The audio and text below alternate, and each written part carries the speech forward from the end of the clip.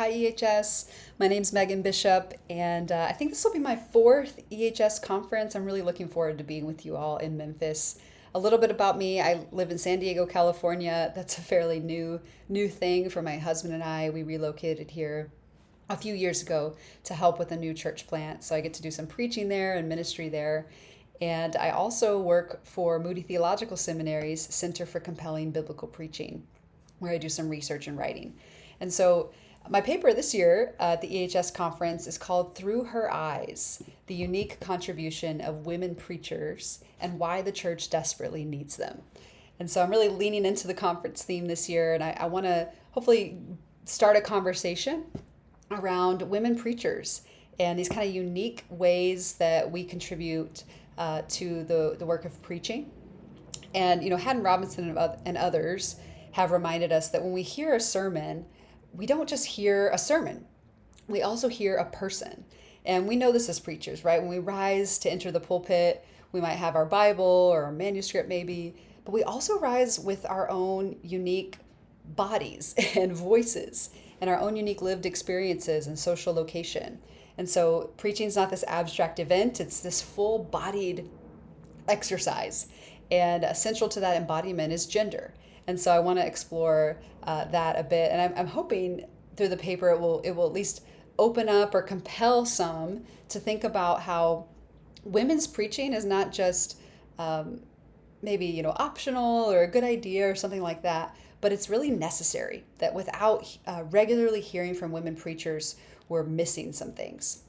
And so I highlight three contributions of women preachers throughout the paper. The way I prepared for this paper is I watched dozens and dozens of women preaching. And so I watched mostly video recordings from the last 5 to 10 years, mostly noteworthy preachers that I had access to their sermons, and try to draw out from my research some of the contributions. So the first one I talk about is that women preachers bring these often overlooked hermeneutical insights into their sermons. And so I draw out some examples. I talk about Shalita Fambi, what she does with Exodus 1, really bringing kind of the overlooked detail that women were probably a part of the slave labor force, and this kind of double burden on women to what she calls building and birthing. I talk about Christine Redwood's work on the book of Judges and her sermons on the kind of unnamed characters in the book of Judges who are often women, and her work along those lines. I talk about Pat Batten and her sermon from the 2024 EHS conference with the Canaanite or Syrophoenician woman, and that kind of difficult interaction in the text between her and Jesus, and the way Pat helps us kind of fill in the gaps of maybe what was going on there. And she really highlights this isn't just a woman, this is a woman, a mother, an outsider, and an enemy. And so helps us see some things about what might have been going on that we maybe would otherwise miss.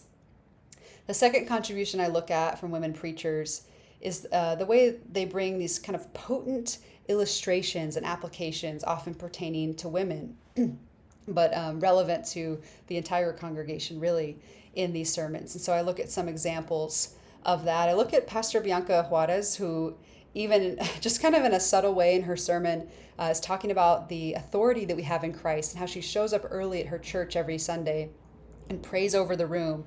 And she says, I've got my heels on and my eyelashes done. And this just kind of subtle way of showing through her illustration that it's not that she has authority in Christ despite being a woman. It's that she has authority in Christ as a woman. And for her, that looks like certain accessories. But I look at some other examples. For instance, Lisa Harper, who talks about her journey with adoption and motherhood. She even mentions menopause. And so these ways that women can bring these kind of distinct illustrations and applications, even in subtle ways.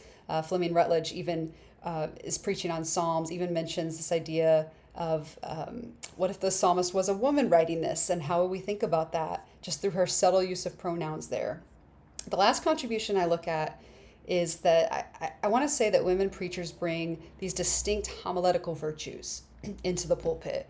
And I name a few of those. One is embodied presence. I noticed this specifically with sermon conclusions, that women were maybe kneeling or standing or even activating the audience into some sort of embodied activity. I talk about centering the margins.